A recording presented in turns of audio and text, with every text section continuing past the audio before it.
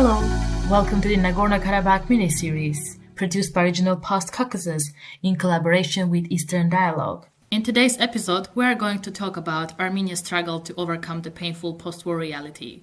Our guest is Olesya Vartanyan, Crisis Group Senior Analyst for the South Caucasus region. For more than 10 years, she researches and produces reports on regional security issues in the South Caucasus. Before joining Crisis Group in 2016, Olesya worked as a journalist and received the first EU Monitoring Mission Special Prize in Peace Journalism. Olesya, thank you very much for finding time to join us. Yeah, it's very nice to be with you. Since the end of the Artsakh War back in November 2020, a lot has happened both in Armenia and in the region. Which event has been the most unexpected and surprising for you in the last 2.5 months? I think there were many things that probably caught us all at a surprise. I personally certainly was shocked really to see what was happening in Yerevan the night when we all learned about the ceasefire statement, when groups of people came together and they started attacking the office of the prime minister. Then they moved to another governmental building. They entered the main hall of the National Assembly, and what happened to the Speaker of the Parliament, how brutally he was beaten by dozens of people, that was something that I personally could not really expect. You know, Armenia is a small country, and I often joke that in Armenia, everyone is either a relative or a classmate, just because, you know, people know each other, but at the same time also the country, the society is quite atomized, and it was difficult for me to imagine something like this, such level of violence and anger, especially kind of leading to the destruction and even to the attack at Armenia Azerbaijan. So that was probably the most surprising when I realized that actually the Armenians, they can somehow, you know, come together and they can start also attacking and doing some really very bad things. And the other thing that I can probably remember, and this is not really surprising, but at the same time it's quite dramatic for me. I mean, seeing the mothers, you know, of missing soldiers and those who have their sons now who are prisoners of war in Azerbaijan, how they were sitting in this freezing cold in the beginning of January in front of the Defense Ministry or commissariats and asking for responses about the fate of their beloved people. And seeing people sitting there in such a cold and still demanding answers, that was kind of something, I don't know if that was surprising, but I saw very something painful, like this certainly. before. I saw something like this in other contexts, and I know that their voices become marginalized. Unfortunately, their pain stays with them. So I hope that it will not happen in this context, but still, you know, I mean, we are kind of, I'm against saying something that I've seen before. Well, you are right. The fate of the Armenian POWs in Azerbaijan still continues to remain uncertain. And recently, Russian Minister of Foreign Affairs Sergei Lavrov has announced that Armenia returned all Azerbaijani POWs, while dozens of Armenian POWs, including 4 women, are still in Azerbaijan. So what kind of leverage do you think Yerevan still has left to use to bring them back home?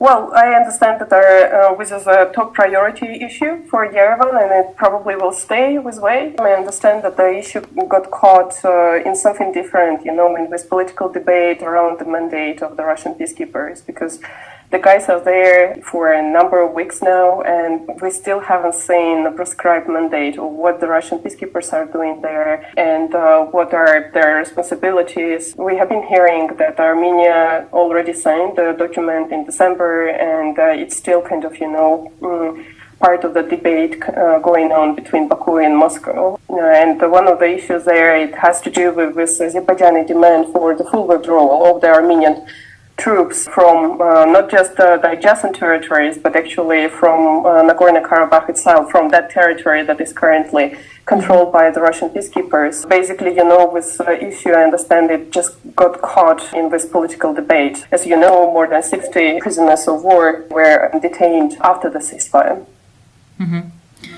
And on January 11, 2021, during a couple of weeks ago, leaders of Armenia and Azerbaijan held their first post-war meeting, the summit to be precise. And together with the Russian President Vladimir Putin, Nikol Pashinyan and Ilham Aliyev signed an agreement to create new transportation infrastructure, which aims unblocking the region's many closed borders. People were thinking that the question of the prisoners of war would be probably priority during the summit, but it wasn't. The question that stays here is, do you truly think that unblocking closed borders will eventually lead to peaceful coexistence? Or first we need to focus on democratization in Azerbaijan and also reconciliation between two states? It was not surprising that the issue of prisoners of war was not part of the agenda. That was the Armenian side that was pushing for the discussion on the issue. And I understand that it was discussed at that meeting, and that was the meeting not just of the Armenian and Azerbaijani leaders, but also the Russian president, which is really very important. Yeah, the fact that they signed that statement, it's a follow-up to what is already included to the ceasefire statement from 9th of November. And who says what with something in the interest of Armenia. No matter who comes to power in Armenia, if you, for example, have some lengthy and normal discussions with people who were in the Armenian leadership or who are currently in the Armenian leadership, they perfectly understand that one of the biggest problems that Armenian economy has is the fact that it is limited in terms of the transportation routes. And it is because of the closed border with Turkey and also the lack of relationship with Azerbaijan. So that thing about transportation, it's something that actually is very much in the interest of Armenia. In terms of the development, economic development, probably also a possibility for the Armenian citizens to get additional incomes. And not just from the fact that there will be more cars, moving back and forth, but also from the fact that there will be a possibility to also get more foreign investment than it's now. Mm-hmm. So it's... But without trust, it's going to be possible to actually kickstart this kind of economic relationship between the regional neighbors. You have to start with something small, right? And what is currently discussed is not economic relationship. They are discussing transportation roads. Mm-hmm. Economic relationship for that, I think it's still a long conversation. Because usually for economic relationship, you still have to have some certain official relationship. There are none between Baku and Yerevan, and also between Ankara and Yerevan. If you read carefully, this by a statement from November 9, they are not just discussing the cargo, the transportation of cargo, but also the possibility for residents, citizens, to travel back and forth. Even you do not have official relationship, it's really very difficult to imagine that, for example, Armenians start traveling to Azerbaijan and vice versa. Mm-hmm. And establishing diplomatic relationship, it's a long way. It's a long shot, really. One would imagine them actually starting with intermediary, like, for example, one neutral country that is representing the rights of the citizens, in Azerbaijan and Armenia, and maybe in Turkey and Armenia as well. Mm-hmm. Or the other way is also to have special envoys or special consulate, emphasis. As you can see, no one is discussing it yet. For now, no one will take a risk. With this, what I'm trying to say is that don't kill the idea when it's not there yet. When it comes, then let's have a conversation. Trust will be the issue for a long time. Okay. You cannot base your foreign policy and your also policy decision and related to the governance just on the emotions, right? And you have to think more rationally how to overcome some of the grievances that you have and how to defend your own interest in that. I'm not just saying that, okay, guys, let's just forget about the war or war crimes and all of that. But what I'm saying is that this is in the interest of Armenia. Let's think how to do that so that the interests are in place, they are met, so that we can start moving forward. I think another big question, which is an obstacle on the way to moving forward, is the status of Nagorno-Karabakh, obviously. And we have seen that, the Minister of Foreign Affairs, Lavrov, said that it's not the best time to raise the issue of the status of Nagorno-Karabakh, referring to the absence of an atmosphere of trust between Armenia and Azerbaijan. If that so-called trust isn't formed in the next decade, while Russian peacekeepers are still in Artsakh, we have for now visibility only for 10 years. How do you see the future? Yes, but then if it's extended, they're gonna. Then you can say 15, 20, and so on. Okay. How do you see the future of Nagorno-Karabakh status? Can Yerevan and Stepanakert still achieve something with diplomacy, or everything right now is in Russia's hands? Let's look at this issue from a different perspective.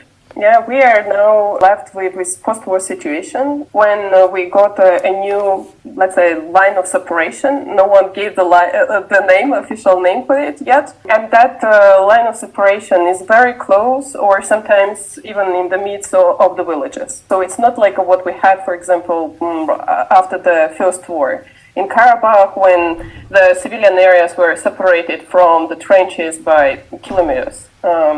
What is the priority? I think the priority is certainly to find a way to somehow settle the life on the ground so that people have a chance to return and have some certain certainty, about the future and future of their kids.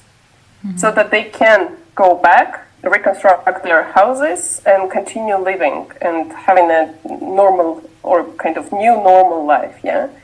This is just like one example. In this situation, if you start pushing for the status issue, then you will not have most probably any kind of relationship or communication taking place between the military on the ground, which is essential so that you can have a chance to control and bring more certainty to the situation there, to the life there. Just because, Azerbaijanis will say that we do not recognize you, and the Armenians will say that we will not speak to you unless you recognize us.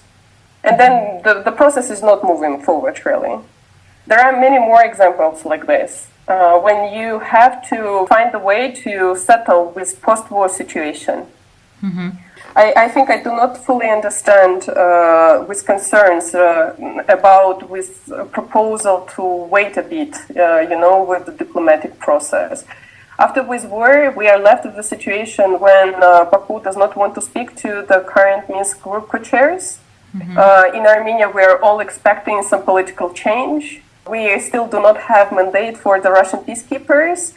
We cannot even understand whether there will be any discussion at the UN Security Council that can, kind of set up some certain rules for the engagement between Russia and Westerners in terms of the humanitarian support, or engagement with Nagorno-Karabakh in future. Mm-hmm. And so, there are so many unknowns in this current situation that when you push for the status issue, you should understand why you are doing that and what you are actually spoiling by doing that. And in this current situation, honestly, I would not be very worried. Maybe I'm wrong. Maybe when we speak in a year, I will tell you that I was wrong. The French leadership said that they understand that the status issue should be resolved. You quoted Foreign Minister Lavrov. He said exactly the same. Mm-hmm. So I think these guys went public. I can tell you that there are many more people who say exactly the same in closed door conversation, or some of the conversations that I attended, with foreign diplomats and international institutions. Maybe the fear is that without the status, Azerbaijan would have one more incentive to add another aggression, and Armenia, we all know that Artsakh and Armenia are not ready to defend themselves for now. Maybe that's why they are rushing, because with the status there will be at least more bureaucracy in case Azerbaijan decides to escalate the situation again. Then I do not understand why Armenia did not recognize independence of Artsakh during the war. Yeah, that's fair. So look, there are different things there, right? So one thing is when you are an Armenian official and you call for negotiations or kind of consultations on the status because you understand why it's needed, at least a resumption of the conversation. The other thing is when you are a foreign diplomat or a mediator or international organization, or even, people like me who are analysts, and we understand the call, but at the same time we understand the urgency of some other issues that most probably will not move forward if we actually start with something that is very, very much kind of in a deadlock right now. Mm-hmm. So one is recognition, when you called for the recognition, and I perfectly understand that, and this is a position, and I respect it, yeah? And the other is when you call for the resumption of the conversation or negotiations of it. These are two different things. Mm-hmm. Talking about another regional actor, which is Iran, we have seen that this week Iran's foreign minister Javad Zarif is in the middle of his six-party cooperation union tour, as he calls it, in the Caucasus.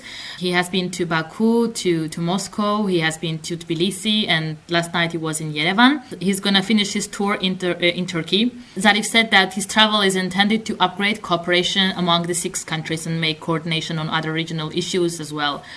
So there are two questions that I want to ask about this. Why didn't Iran demonstrate such an initiative during the war?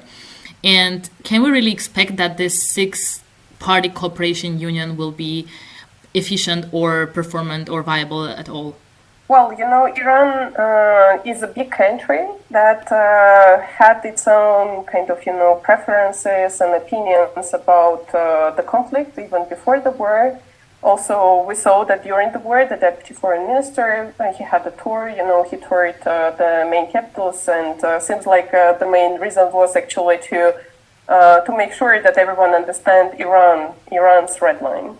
And right now, we see that there is some sort of vacuum, I would say. On the one hand, you have Russians on the ground who are pushing for different things.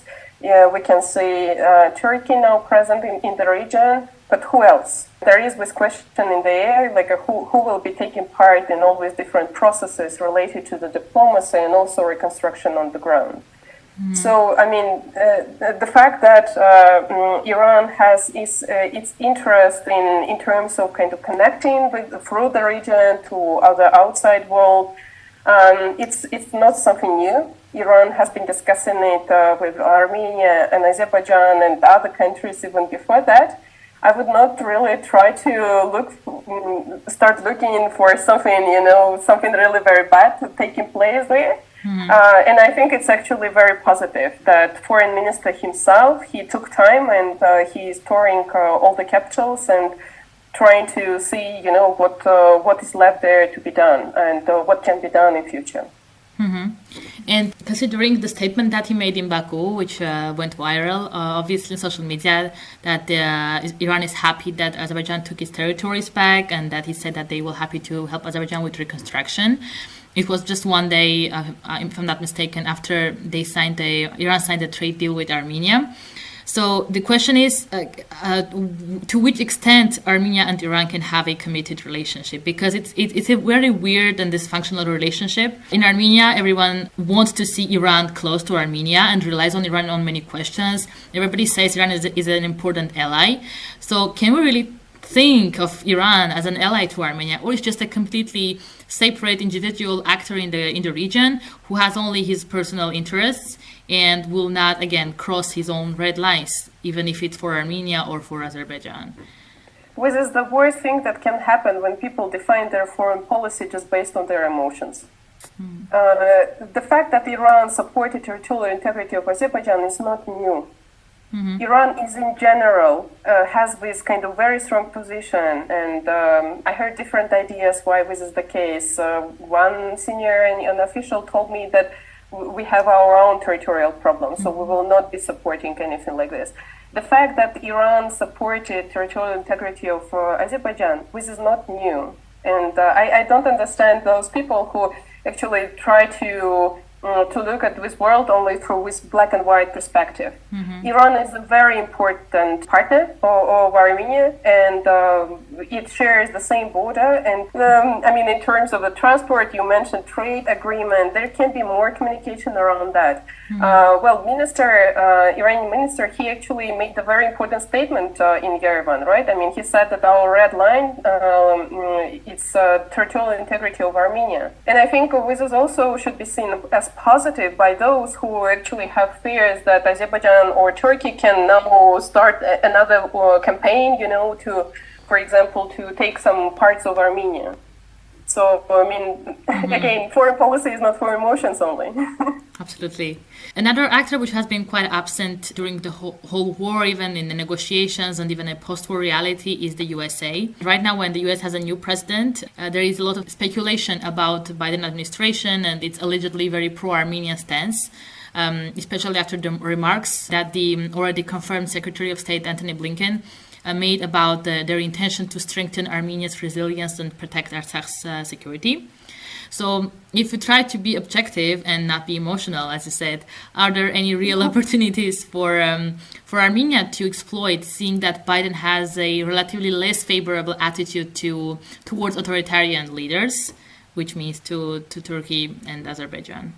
Look, the Biden administration has a very clear agenda, and I think he spoke about this during the inauguration, and he has been following with the recent statements, including his officials.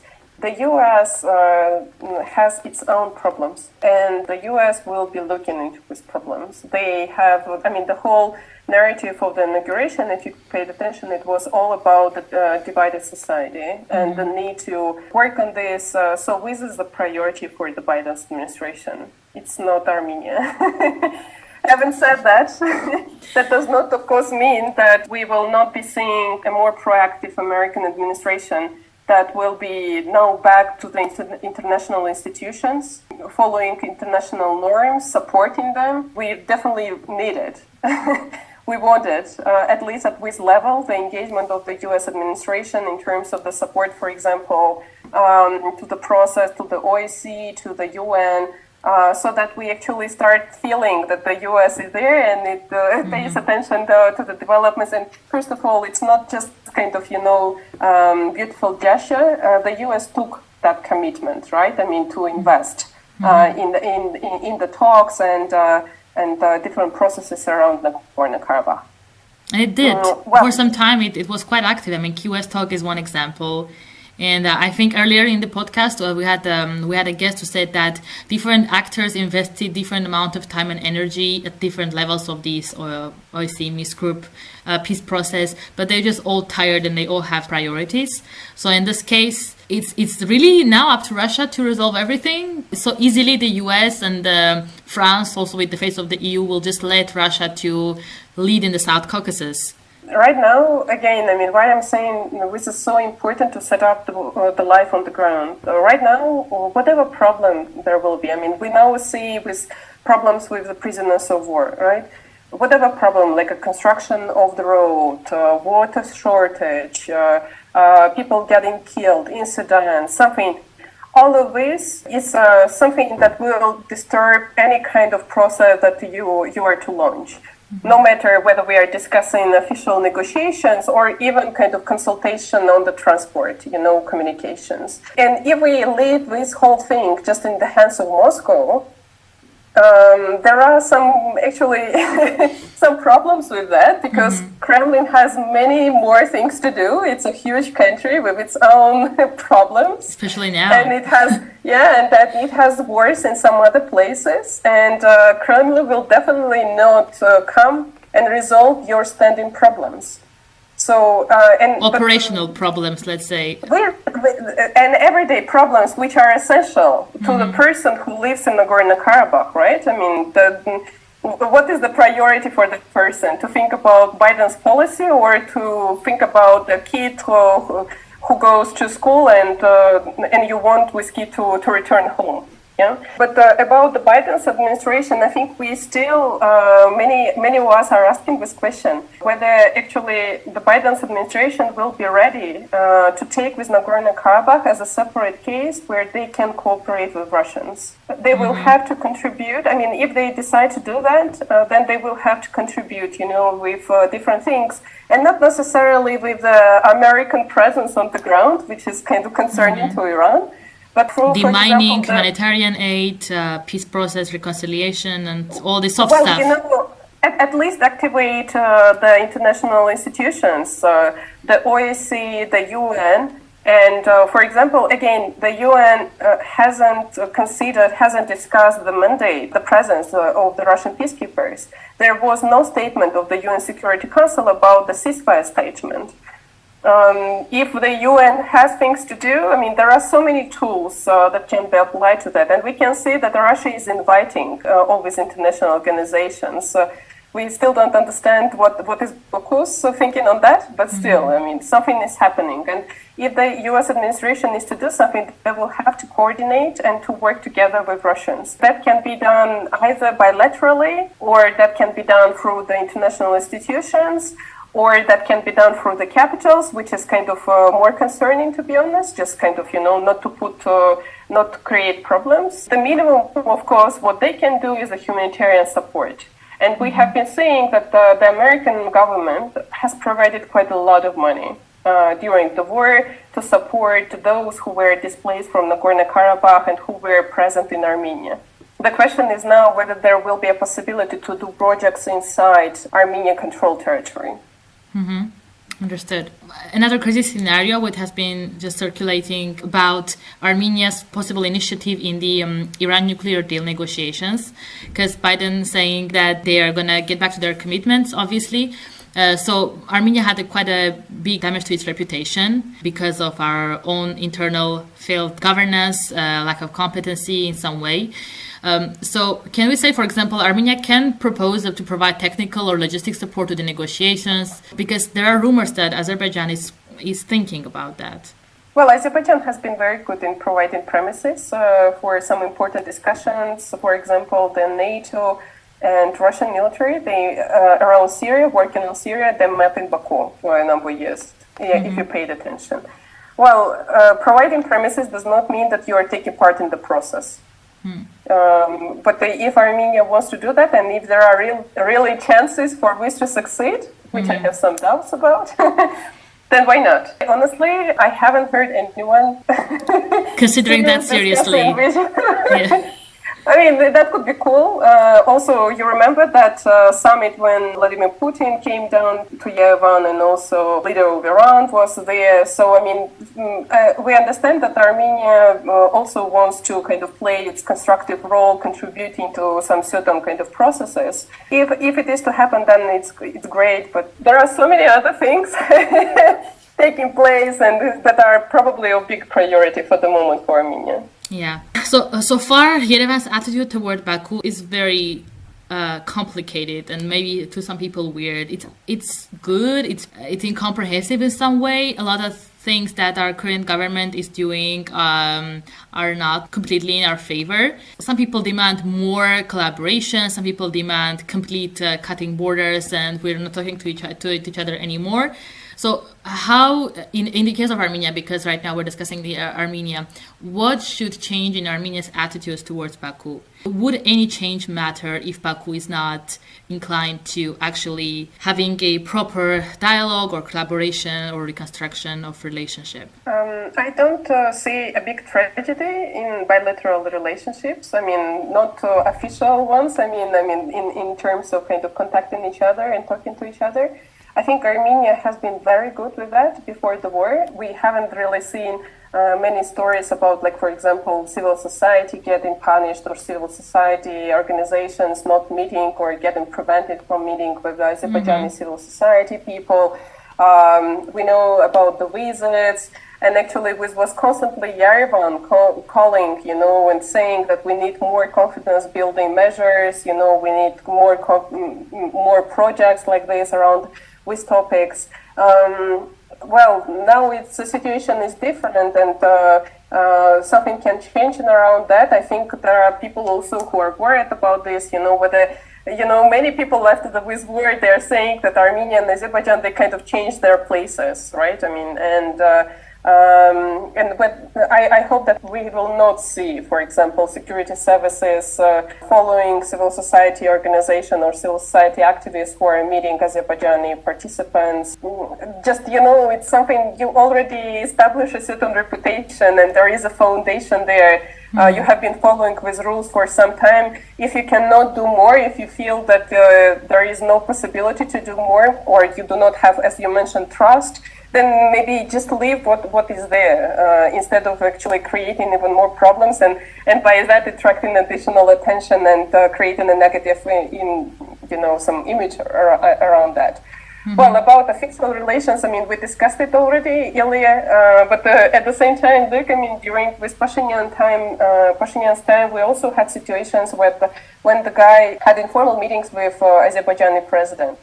Unfortunately, that did not lead to anything positive, as you can see.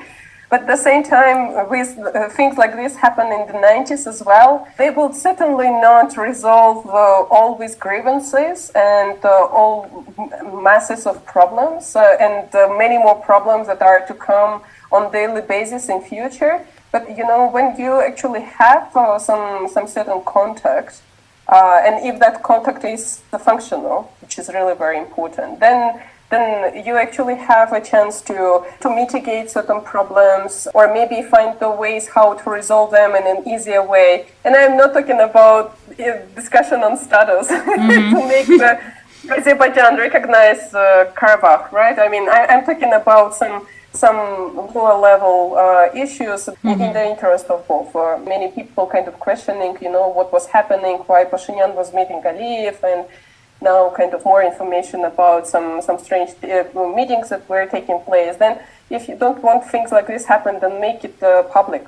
Explain to your society why you're doing that, why you want to try, why you can seize it, if you see that it's not working or it's used for different reasons, and try to get backing also maybe from your partners. We saw that actually the Russian leadership has been invested quite a lot in recent weeks in terms of establishing direct contacts between the Armenian and Azerbaijani security services or the prosecutor offices. And I understand that this is going to continue. So, I mean, if you can have conversations in Moscow, why not to think about not grand or huge issues, but something that is, again, in your own interest. Very nice. Thank you very much. I think this is a topic which is developing with the speed of light. Every day something new is happening. Hopefully, the POWs, at least, we will be able to come back, because I think it's a very important obstacle in a way to actually start thinking about what's next. Thank you very much for your time, Olesya. I hope this discussion will be enjoyable to our listeners. We're looking forward to your analysis further on the topic. Thank you so much.